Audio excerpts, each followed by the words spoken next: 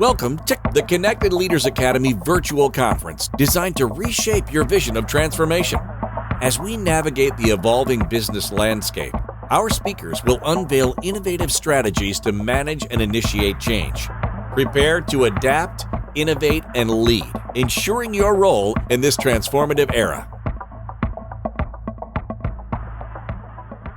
Today, I want to talk to you about 3 stories from my life. No big deal, just 3 simple stories. First story is what I call connecting the dots. See, I was born in Guyana, South America.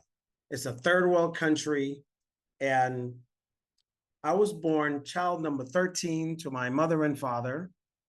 And in that lineup, I was boy number 12. So 12 boys and 1 girl. So typically for our family, that was the football team with 1 cheerleader.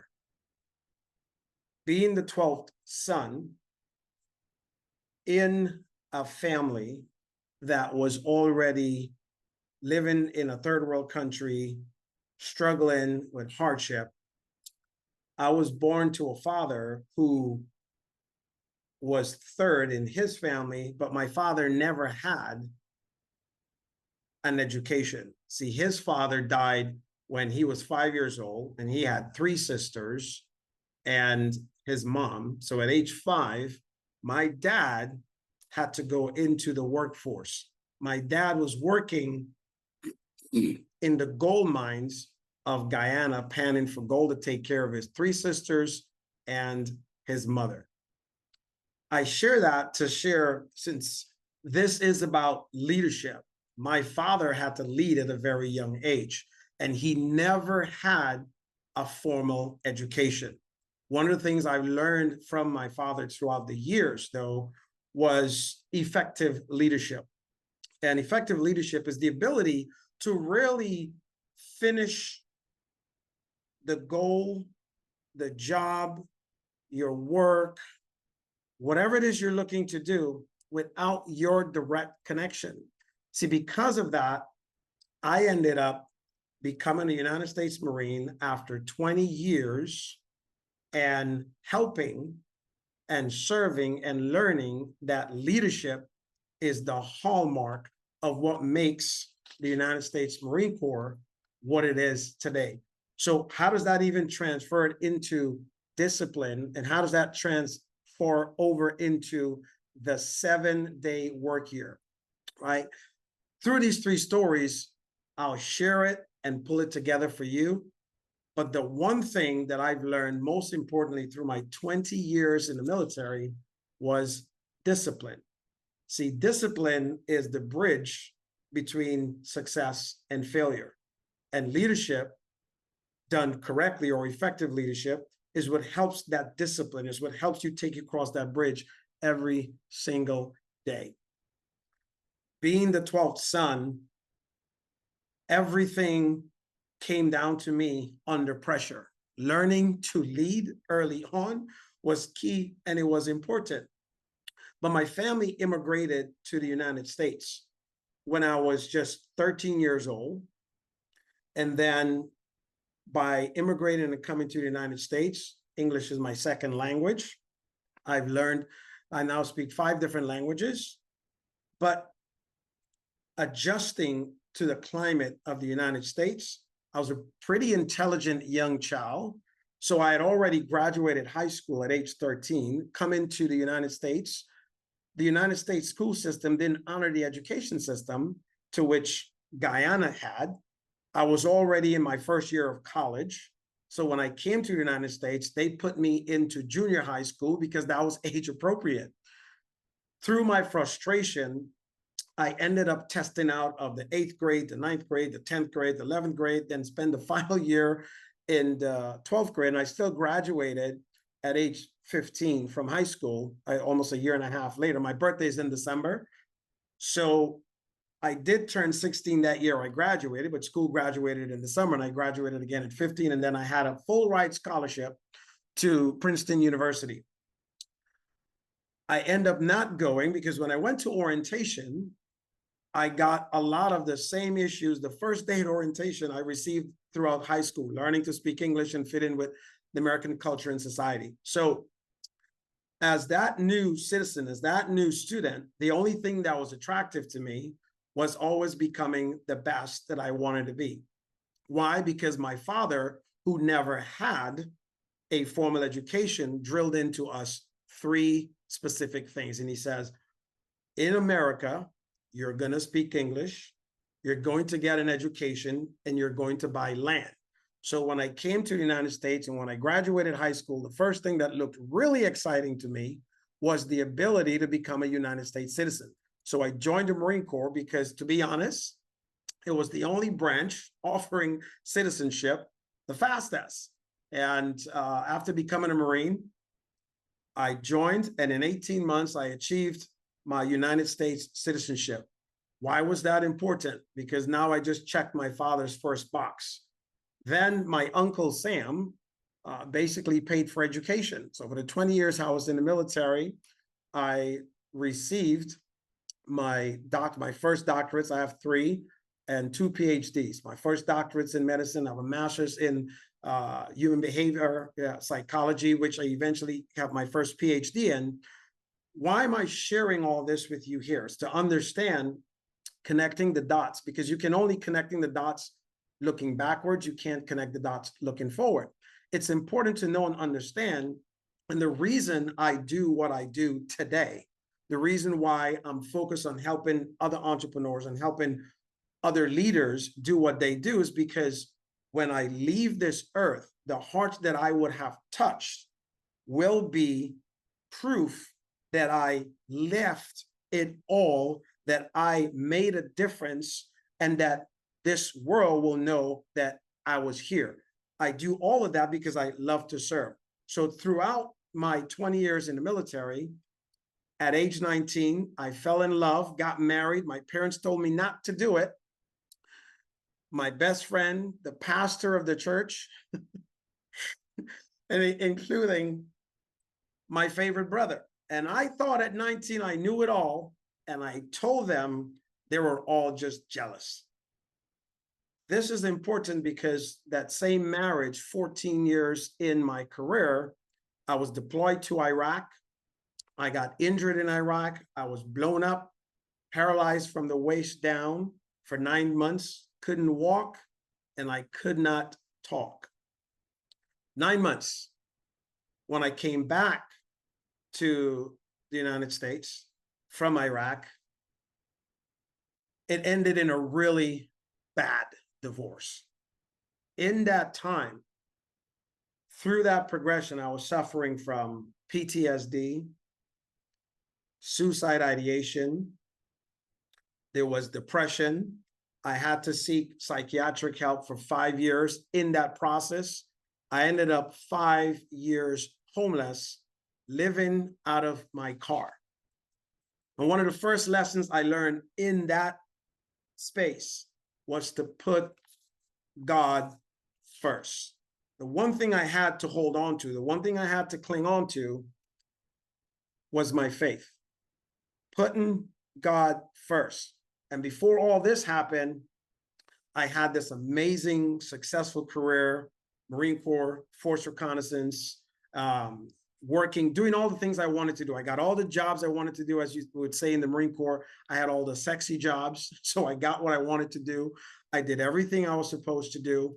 And then I still end up living in my car. So I learned also to fail big. Failing big was a big lesson. And as John Maxwell wrote in his book, Failing Forward, I learned a lot of lessons there. So in transition of this second story, personal development, the ability to develop oneself, is what I got involved in through direct sales with a direct sales company. In that time, I learned self-development. I learned business. I learned sales, which, by the way, is the #1 skill every entrepreneur needs. I don't care if you're selling computers, you're a geek, you're a businessman. If you don't know how to sell, you won't know how to really live. And Even as a parent, no matter what we do, we all have to sell. And a lot of us say, you know what? I don't like sales.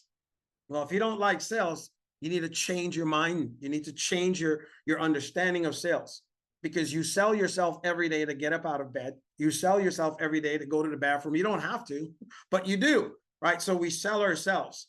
So a big lesson I want us to really understand and get here today is this: whatever it is you're seeking is also seeking you. So say thank you in advance for everything you want, because it's already done, especially when you put God first. And here's what I mean: true desire in the heart for anything good is sent to you by God beforehand to indicate that it's already yours. See, the dream and the desire I had back then, when I was homeless, when I was living in the car, when I was frustrated, when I was depressed, when I had no money in my bank account, was for the lifestyle I have today. What is that lifestyle that I have today? See, when I got into sales, I started sharing my big reason why I was doing what I wanted to do. And that was, believe it or not, to live and have 2 vacations a year, 6 months apiece, in different hemispheres of the world. I've always been known to be somewhat crazy by other people's definition. In fact, when I was going to school as a child, my report cards always said, Obom is an interesting child. And I've seen that all the way from grade 1 through high school. And I thought, wow, interesting is such an amazing word. What I didn't know was interesting is one of the only words you can use to not describe how cuckoo crazy they thought I was. But that was my blessing as an entrepreneur, labeled ADHD. Most every entrepreneur is that way, because you can't pay attention to the same monotonous things over and over and over. So it wasn't the medication my mom opted out of. She chose to give me more challenges and make me more creative in life. So settling down on what started this whole 7-day work year for me was, one day I'm sick and tired of where my life was at the moment. I'm in California. This is the divorce is final. I'm figuring out what I'm going to do with my life. I'm now getting things on. I can't work a job. I was at the time, because of the PTSD, suicide ideation, I was actually sitting in a storage facility that didn't have a air conditioner unit in it, because I couldn't afford to use one, with a 38 to my head, about to pull the trigger. And at the time, my 2 daughters, who were 7 and 9, that are now parents of their own, it's made me a grandfather. I love it, both of them. Both of my daughters got me grandsons. So kudos to me for that. Now, here's the thing. My thoughts were on them. And before pulling that trigger, I remember thinking, I can't leave my 2 little girls to be unattended. That sliver of hope. Now I'm sitting there in the middle of the storage facility. It's in the middle of August in California in a zinc storage. It is hot as ever. I'm sweating. I'm crying. I'm disgusted. And the box that I was sitting on was a box of books, and the box broke. And the book Think and Grow Rich came out. I probably should have been reading the book. And I started reading the book. And one of the things that was extremely powerful was reading about desire. See, desire is what keeps you up late at night, and it wakes you up early in the morning. That desire that I had was to be able to take care of my 2 girls. So my motivation was more outward for them than it was for myself. I had a plan, because that was the only thing I failed at the time, was pulling that trigger. I had a plan to go to the gym on base and eventually do it. But I was going to set up my insurance plan and get everything done so that my daughters can be, this is where I was mentally. But in going to the gym and starting to work out the one day to try to figure out how I was going to be able to pull that trigger in the locker room after I finished working out, it was going to be done. It was to leave a nice note after some. The plan was for 2 weeks. For anyone who's ever been struggling with suicide or suicide ideation, you get very clear on what you want to do when you want to do it. I was there. Fortunately, I have now been distracted the first day I walked into the gym by a few women doing aerobics class. Many of you men can relate to women in aerobics outfit that stimulate the senses, and that was my distraction. And I went to that class every day for 6 months, and as God would have it, the fun of it was I then learned every single day to let out a lot of that stress. That put me on to starting to read and focus. In that read and that focus, and I started dreaming for this lifestyle that I wanted, that I was seeking. 2 vacations, 6 months apiece, 2 different hemispheres of the world, financially being able to take care of my daughters. And that drove me. In the space of 3 years in the car, I eventually read over 307 different books, putting all of that into my spirit, into my life, putting God first, focusing, and then started to generate a lot of income. In that process, I also began to coach and consult and to lead myself and lead others to do some amazing things. To date, my wife and I now have built and sold 112 different companies. But landing my first large client like Walmart stores, that came in the second story, putting these dots back together. Expansion, right? Expansion is doing what works, abandoning what doesn't, and always doing the difference. So as an adjunct professor at UCSD at the time, I met a few of my students who I taught a weekend course to that worked for Walmart stores. That store became the #1 store in San Diego, California. This was in 2009. Walmart was going through a huge transition in 2008. Some of you can research and check that out. But here's what's really key and important. 6 months later, the regional director for Walmart stores contacted that same young man. It happened to be his father. And he asked, what did he do differently? He pointed in my direction. Long story short, that ended up becoming a global contract with Walmart stores, and they've been a client of mine now since 2009. That led to Jafra Cosmetics, Knights Media Cover, Chevron, Walgreens. Over the course of the last decade, I've secured that life for myself. I've taken care of my daughters. I now live and travel all around the world. Now, I say that because it's very powerful to understand where we connect these dots. This third story is the most important story. And it's a very simple story. In this story, I had reduced myself down to 2 things in life: food and sex. Now, here's how this happened. My wife today, we just celebrated our 12th year wedding anniversary this week. We have a 6-year-old daughter, and 3.5 years ago, I had a conversation with my wife. I'm sure many of you watching this or reading this can relate that if you have kids and you're a man or a woman, you've probably had that conversation of what in turn was called rollover sex. So I told my wife, I said, and I know it might be TMI for some of you here, but this is the truth and how we get to where we get to. I said, honey, I'm tired of rollover sex. And this is what my wife says to me. She says, well, the door's always open, but by the time I finish cooking, cleaning, and taking care of your kid, and I was like, wait a minute. Oh, she's my kid now. She says, yes. Right. By the time I finish doing that, I'm tired. So you get what you get. And I says, well, you know what? Challenge accepted. So I said, let's take a 3-week vacation. We took a vacation, came out to an all-inclusive resort. As a matter of fact, the resort I'm at right now, sharing this message, is exactly where it all started 3.5 years ago.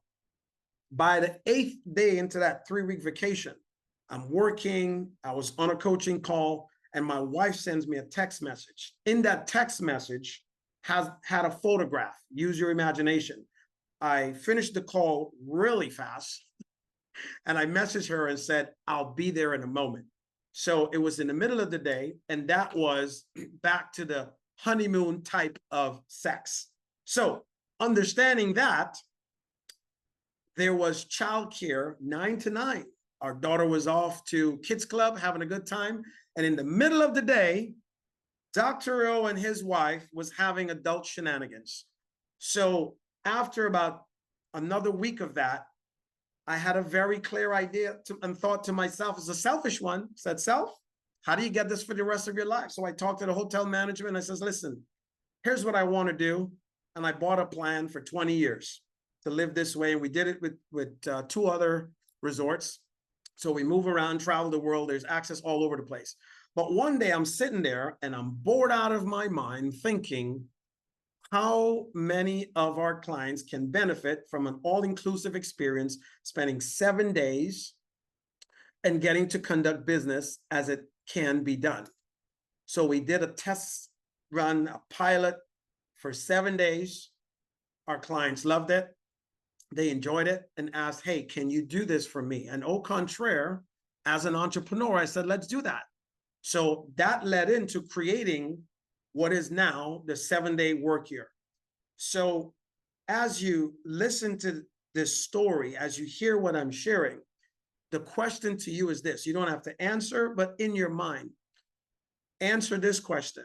Would you spend 7 days at an all-inclusive resort, having an amazing time, all you can eat, all you can drink, having everything done for you, where you can still profit a little more than $250,000 for that week? We've done it with our clients, and that gave us the ability to say, hey, listen, doing 4 of these a year, once a quarter, will generate you 7 figures. And that's when the 7-day work year was born. Now we have the 7-figure work weeks for that to happen for our clients. So over the course of the last 3 years, what have I been focused on? I've been focused on being a very present father for my child. I've been focused on being the best husband while serving my clients and helping a lot of our high-ticket coaches, speakers, and authors with done-for-you masterminds where you can generate 7 figures doing 4 of those, where 99.9% of your worries are done. You show up, you have a great time, and we focus on helping you take your brand and business to the next level. So I'm super excited. Most of my clients who want to stay in contact or reach out, if you're reading this, you can just go to connectwithdrobom.com and we can set up an appointment and talk. But with that, I am super happy and excited to always be able to share my story of how we can help other entrepreneurs build their business, spend time with their families, be a present parent, whether you're a mom or a father, to be able to take your business to the next level and not have to worry about how you're going to get it done. So thank you. I appreciate you following, listening, and reaching out to connect. God bless you. Bye for now.